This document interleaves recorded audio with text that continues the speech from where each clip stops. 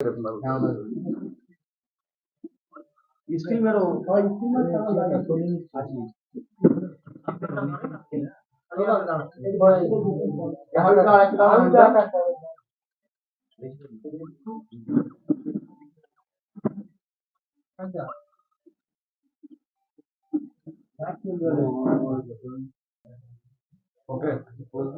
সম্মেলনে বসেছি। আপনারা যারা সাংবাদিক বন্ধুরা আছেন, আপনাদের সকলকে নির্বাচনী মুখ্য কার্যালয় 120 দেগঙ্গা বিধানসভা আপনারা স্বাগত জানাই। আজকে আনুষ্ঠানিকভাবে আমরা দেগঙ্গা বিধানসভা 2026-এর যে ইস্তেহার, আমাদের যে অঙ্গীকার, সেটাকে আমরা আনুষ্ঠানিকভাবে প্রেস করছি, আপনাদের সামনে তুলে ধরছি। এটা হচ্ছে আমাদের ইস্তেহার, যেখানে দেগঙ্গার লক্ষ্য আমাদের 10 অঙ্গীকার। এই 10 অঙ্গীকার আমরা ঠিক তার পিছনের পেজে, ব্যাক পেজে 10টি অঙ্গীকার তৃণমূল কংগ্রেসের পক্ষ থেকে ঠিক এরকম ভাবে একটা প্যাম্পলেট সর্বভারতীয় তৃণমূল কংগ্রেসের তরফ থেকেও এখানে খুব তাড়াতাড়ি আমরা ইনস্টল করব। সেদিনও আপনাদেরকে জানানো হবে বা ডাকা হবে, আপনারা আসবেন। আমরা আমাদের অঙ্গীকারে যে বিষয়গুলোকে মূলত গুরুত্ব দিয়েছি, যা দেগঙ্গাতে বা যে কোনো বিধানসভার ক্ষেত্রে সব থেকে বেশি প্রয়োজন, সেটা হচ্ছে স্বাস্থ্য। মমতা বন্দ্যোপাধ্যায় আমূল পরিবর্তন নিয়ে এসছে এই স্বাস্থ্য ক্ষেত্রে। তারপরেও আমরা প্রান্তিক গ্রামীণ এলাকা দেগঙ্গা, সেই প্রান্তিক গ্রামীণ এলাকাতে যদি আমরা আমাদের যে গ্রামীণ হাসপাতাল আছে বিশ্বনাথপুর, সেখানে আরো বেশ কিছু পরিষেবা বাড়াতে পারি, আরো রিনোভেট করতে পারি, সুন্দর করে সাজিয়ে গুছিয়ে করতে পারি, সেদিকে লক্ষ্য রেখে আমাদের ইস্তেহারে সে বিষয় রাখা হয়েছে। আধুনিক শিক্ষাকে কি করে আমরা আমাদের এই প্রান্তিক গ্রামে ছেলে মেয়েদের শিক্ষা ক্ষেত্রে আমরা একসঙ্গে নিয়ে আসতে পারি, আধুনিক শিক্ষাকে কিভাবে আমরা যুক্ত করতে পারি, সেদিকটার দিকে লক্ষ্য রাখা হয়েছে। কৃষকদের কথা ভাবা হয়েছে, পানীয় জলের কথা ভাবা হয়েছে, মুমূর্ষ মানুষদের কথা ভাবা হয়েছে। একগুচ্ছ পরিকল্পনা, 10টি প্রকল্প, যেখানে স্বাস্থ্য, শিক্ষা, মায়েদের, বৃদ্ধাদের, বাচ্চাদের সবার কথা, শিক্ষার্থী সবার কথা চিন্তা করে এটা করা হয়েছে। এবং এই যে অঙ্গীকার, এই অঙ্গীকার মমতা বন্দ্যোপাধ্যায় চতুর্থবারের জন্য মুখ্যমন্ত্রী নির্বাচন হলেই নিশ্চিতভাবে আগামী 5 বছর অর্থাৎ 2026 থেকে 2031 দেগঙ্গার মানুষ আমায় দুহাত ভরে আশীর্বাদ করে মমতা বন্দ্যোপাধ্যায় হাতে অর্পণ করলে আমরা নিশ্চিতভাবে এই কাজগুলো বাস্তবে রূপদান করাবো। দেগঙ্গার মাটিতে এগুলো সম্পন্ন হবে। আমি আপনাদেরকে একবার করে আপনাদেরকে আমি একবার পুরো বিষয়টা একটু জানিয়ে দিই। দেগঙ্গার লক্ষ্য আমাদের 10টি অঙ্গীকার, আনিসুর রহমান বিদেশের অঙ্গীকার। এখানে প্রথমেই আমরা রেখেছি বিশ্বনাথপুর প্রাথমিক স্বাস্থ্য কেন্দ্রকে মাল্টি স্পেশালিটি হাসপাতালে রূপান্তরিত করা, গর্ভবতী মায়েদের জন্য প্রসূতি বিভাগ চালু করা, 10 শয্যা বিশিষ্ট আইসিইউ পরিষেবা প্রদানের ব্যবস্থা করা, এবং যেটা খুব ইম্পর্টেন্ট, আমি বিভিন্ন জায়গায় বলেছি, সেটা আপনারা জানেন যে যারা ডায়ালিসিস পেশেন্ট, এই ডায়ালিসিস পেশেন্টদের জন্য একটা ডায়ালিসিস ইউনিট যদি আমরা বিশ্বনাথপুর হাসপাতালে করতে পারি, এবং তার পরিকল্পনা আছে, আমরা করব। দ্বিতীয়ত, দেগঙ্গা বিধানসভার অন্তর্গত কলসুর, কদমগাছি, পানশিলা, চাকলা, রায়পুর, এই যে গ্রামীণ উপস্বাস্থ্য কেন্দ্রগুলি আছে, সেগুলোকে আধুনিকীকরণ করা এবং উন্নত চিকিৎসা পরিষেবা প্রদানের জন্য তার সমস্ত ব্যবস্থা গ্রহণ করা।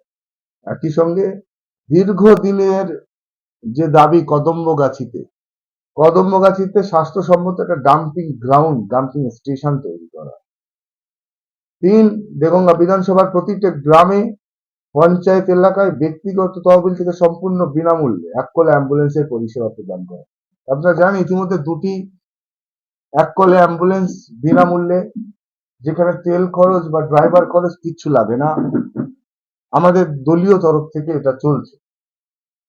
আমরা এটাকে আরো একটু বৃহত্তর স্তরে 11টি পঞ্চায়েতে এই পরিষেবা দেওয়ার জন্য অঙ্গীকারবদ্ধ। আমরা দেগঙ্গা বিধানসভার সকল কৃষক ভাইদের উৎপাদিত অতিরিক্ত ফসল সংরক্ষণ এবং তাদের অর্থনৈতিক অবস্থা উন্নত ও মজবুত করতে একটা কোল্ড স্টোরেজ অর্থাৎ হিমঘরে আমাদের পরিকল্পনা আছে, যেটাকে আমরা বাস্তবে রূপদান করব। আমাদের পরবর্তী ইস্তেহার দেগঙ্গা বিধানসভার যে স্কুল পড়ুয়া, যারা ছাত্রছাত্রী, তাদের কথা চিন্তা করে। শিক্ষার আধুনিকীকরণ হয়েছে, এখন আর আগের শিক্ষা নেই। এখন আস্তে আস্তে চক এবং ডাস্টার, ব্ল্যাকবোর্ড উঠে যাচ্ছে, এখন ডিজিটাল হচ্ছে ক্লাসরুম। এই ডিজিটাল ক্লাসরুমের কথা মাথায় রেখে আধুনিকীকরণ করার জন্য আমরা দৃঢ় প্রতিজ্ঞাবদ্ধ দেগঙ্গা বিধানসভার প্রতিটা স্কুল এবং মাদ্রাসাতে ডিজিটাল ক্লাসরুমের ব্যবস্থা করা, এবং যখন ইলেকট্রিক চলে যায়, অর্থাৎ যখন প্রাকৃতিক দুর্যোগের কারণে ইলেকট্রিক থাকে না, বহু সময় বাচ্চাদের পরীক্ষা চলে বা ক্লাস চলে, তখন ক্লাস বন্ধ হয়ে যায়। এরকম সিচুয়েশনে প্রতিটা স্কুলের জন্য আইদার গ্রিন জেনারেটর অর আপনার যে সোলার বিকল্প বিদ্যুৎ, সৌর বিদ্যুৎ, তার ব্যবস্থা গ্রহণ করাই আমরা শপথ নিয়েছি। আমরা শপথ নিয়েছি 6 নম্বর কলমে দেগঙ্গা বিধানসভার সকল দুস্থ মেধাবী ছাত্রদের জন্য আমরা দৃঢ় প্রতিজ্ঞাবদ্ধ দেগঙ্গার মেরিট স্কলারশিপ প্রদান শুরু করব আমরা এই 2026 থেকে, এবং দুস্থ অসহায় বিকলাঙ্গ ছাত্রছাত্রীদেরকে এই সহায়তাটা করা হবে, এবং তার সোর্স হবে দেগঙ্গার মানুষ আমায় নির্বাচিত করলে, মমতা বন্দ্যোপাধ্যায়ের হাতে অর্পণ করে দিলে বিধায়ক যে ভাতা পাওয়া যায়, অর্থাৎ যে এমএলএ মাইনে যেটা হয়, আমি জানি না এক্সাক্ট কত আছে, 1,20,000 টাকা যেরকম আমি শুনেছি। এই টাকাটা 1,20,000 মাসে যেটা পাওয়া যায়, সেটা পুরোটাই এই দুস্থ মেধাবী ছাত্রদের স্কলারশিপের জন্য আমরা পুরোটা দেব, আমি পুরোটা দান করব, সেটার জন্য আমি অঙ্গীকার করব। আমরা 7ম পয়েন্টে রেখেছি দেগঙ্গা বিধানসভাতে ক্রীড়া পরিকাঠামো উন্নত এবং সকল ক্রীড়াপ্রেমী মানুষদের জন্য একটা ভালো মাঠের ব্যবস্থা করা। আমাদের নেই দেগঙ্গা স্টেডিয়াম, তো ছেড়ে দিন, ভালো একটা মাঠ আমরা এখনো করে উঠতে পারিনি। আমি নিজে খেলাধুলা পছন্দ করি, সারা বছর বহু খেলাধুলার মধ্যে থাকি। আমাদের এটা একটা বড় অভাব আছে, একটা কোচিং সেন্টার ফুটবলে, একটা ক্রিকেট কোচিং সেন্টার, একটা ভালো গ্রাউন্ড, একটা স্টেডিয়াম যেখানে থাকবে, সেটা করার জন্য আমরা অঙ্গীকারবদ্ধ। সেটাকে আমরা বাস্তবে রূপদান করাবো আগামী 5 বছরের মধ্যে।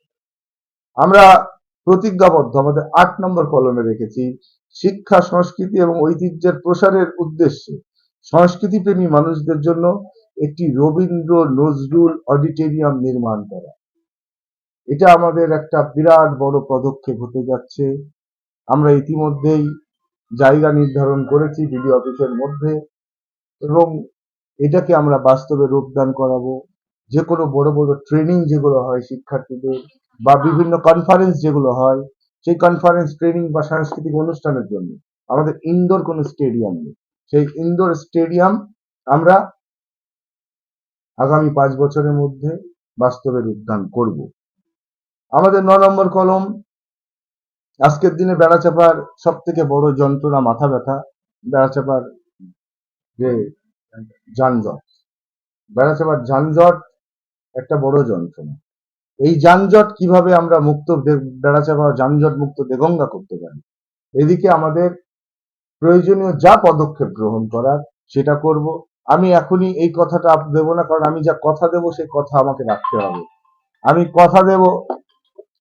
কথা দেব কিন্তু সেই কথা রাখবো না, সেই কথা আমি এখানে বাস্তবে যদি না পারি আমি এখানে উল্লেখ করব না। সেই জন্য এখানে ব্রিজের কথাটা আমি এখানে মেনশন করিনি, ফ্লাইওভারে। কিন্তু দেগঙ্গার মানুষ যদি আমায় দুহাত ভরে আশীর্বাদ করে মমতা বন্দ্যোপাধ্যায়ের হাতে তুলে দেয়, আমি মমতা বন্দ্যোপাধ্যায়, অভিষেক বন্দ্যোপাধ্যায়ের চরণ ছুঁয়ে যদি কিছু বের করে নিয়ে আসতে হয়, তার মধ্যে অন্যতম যেটা হবে সেটা বেড়াচাপার ফ্লাইওভার। যদিও এটা এখানে আমরা মেনশন করিনি, আমরা যানজট মুক্ত বেড়াচাপা, কিন্তু যার গভীর প্ল্যানিং যেটা আছে সেটা হচ্ছে একটা ফ্লাইওভারের। ঈশ্বর আল্লাহ রাজি থাকলে নিশ্চয়ই আমরা এটাকে বাস্তবে রূপদান করতে পারবো। আমাদের 10 এবং শেষ অঙ্গীকার যেটা আছে, কিন্তু দেখুন না, বিধানসভার প্রতিটা গ্রাম পঞ্চায়েত এলাকায় আর্সেনিক মুক্ত নিরাপদ পানীয় জলের সুস্বাস্থ্যকর যে পানি, সেই পানির ব্যবস্থা করা এবং কৃষি ক্ষেত্রে সেচ ব্যবস্থায় আরো উন্নত করা। সেচ ব্যবস্থাতে যেগুলো যে পানীয় যে চ্যানেলগুলো থাকে সেগুলোকে আমাদের আরো বিজ্ঞানসম্মত করা। বহু পয়েন্টে মোটর লাগাতে হয়, কিন্তু মোটর একটা পয়েন্টে লেগে যদি আমরা চ্যানেল করে পুরো মাঠ নিয়ে যাই তাহলে একটা মোটরে পুরো চ্যানেলে চলে যেতে পারে। এই যে একটা বিজ্ঞানসম্মত ভাবে যে কাজগুলো করা, সেগুলোর দিকে আমাদের লক্ষ্য থাকবে।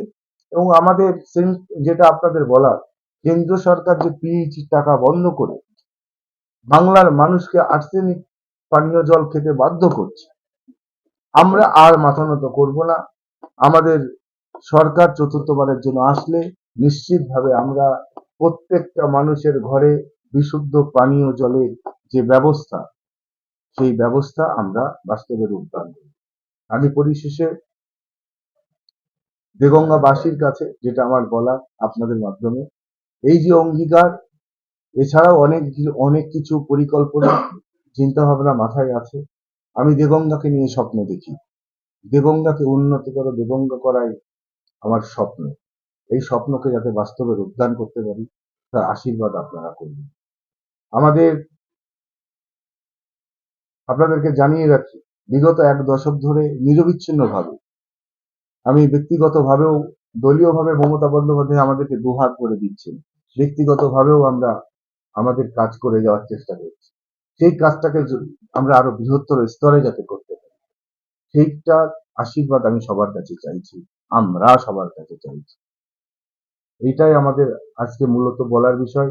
আমি বিশেষ ধন্যবাদ জানাই, এখানে আমার আঞ্চলিক স্তরে সমস্ত নেতৃত্ব আছে, কিন্তু এই লিফলেট যেটা আপনারা দেখছেন, এই যে ডিজাইন এবং গ্রাফিক্স, এটা আমাদের বিদ্যুতের কর্মাধ্যক্ষ দেগঙ্গা পঞ্চায়েত সমিতি রবিউল ইসলাম মুকুল, তার গ্রাফিক্সেই এটা তৈরি হয়েছে। মুকুলদাকে আমি ধন্যবাদ জানাই এবং আবার একবার বলছি, আমি আপনাদের সামনে হাত তুলে অঙ্গীকারবদ্ধ, যা অঙ্গীকার এই 10টি কলমে আছে সেগুলোকে সবগুলোকে বাস্তবে রূপদান করার দায়িত্ব দায়বদ্ধতা আমাদের আছে। যেটা করতে পারবো না সে বিষয় এখানে মেনশন করিনি, তবু এর বাইরেও অনেক কিছু চিন্তা ভাবনা আছে যেগুলোকে বাস্তবে রূপদান করতে পারবো। সকলের কাছ থেকে দোয়া আশীর্বাদের প্রার্থনা রইল।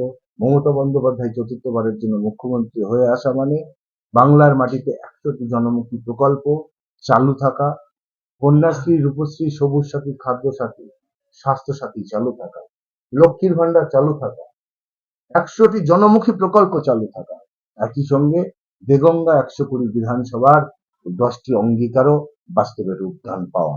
এই দাবি আমি আপনাদের কাছে রাখলাম। মমতা বন্দ্যোপাধ্যায়কে জয়ী করুন, চতুর্থবারের জন্য মুখ্যমন্ত্রী করুন। আপনাদের ঘরের সন্তান আনিসুর রহমান বিদেশকে আপনাদের কণ্ঠ হিসাবে বিধানসভায় গিয়ে এই কাজগুলোকে নিয়ে আসার সুযোগ করে দিন। জয় হিন্দ, বন্দে মাতরম, জয় বাংলা।